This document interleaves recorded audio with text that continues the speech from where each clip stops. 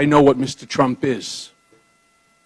He is a racist, he is a con man, and he is a cheat.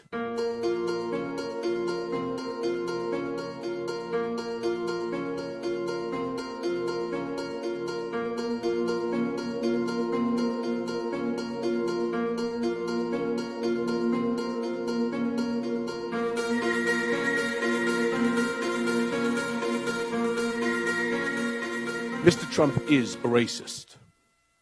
The country has seen Mr. Trump court white supremacists and bigots.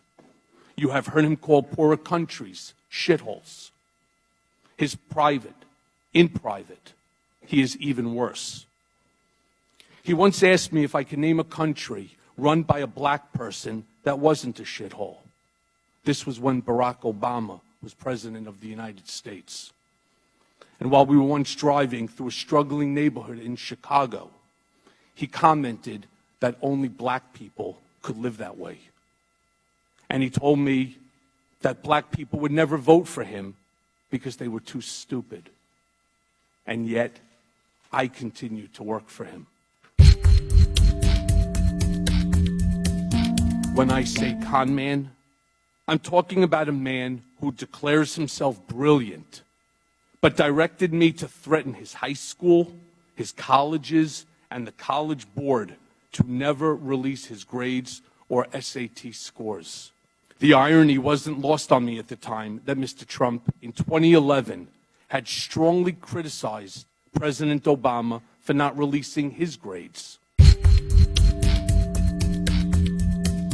Donald Trump is a man who ran for office to make his brand great, not to make our country great.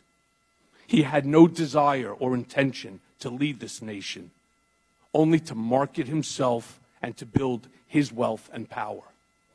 Mr. Trump would often say this campaign was going to be the greatest infomercial in political history. He never expected to win the primary. He never expected to win the general election. The campaign, for him, was always a marketing opportunity. There were at least a half a dozen times between the Iowa caucus in January of 2016 and the end of June when he would ask me, "How's it going in Russia?" referring to the Moscow Tower project. Mr. Trump knew of and directed the Trump-Moscow negotiations throughout the campaign and lied about it. He lied about it because he never expected to win. He also lied about it because he stood to make hundreds of millions of dollars on the Moscow real estate project. Trump is a con man. He asked me to pay off an adult film star with whom he had an affair and to lie about it to his wife, which I did. And lying to the First Lady is one of my biggest regrets because she is a kind, good person, and I respect her greatly, and she did not deserve that.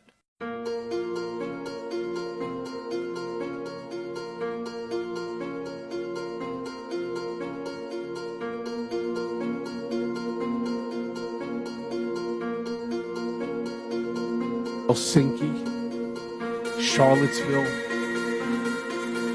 watching the daily destruction of our civility to one another, putting up silly things like this, really unbecoming of Congress. It's that sort of behavior that I'm responsible for. I'm responsible for your silliness because I did the same thing that you're doing now for 10 years. I protected Mr. Trump for 10 years.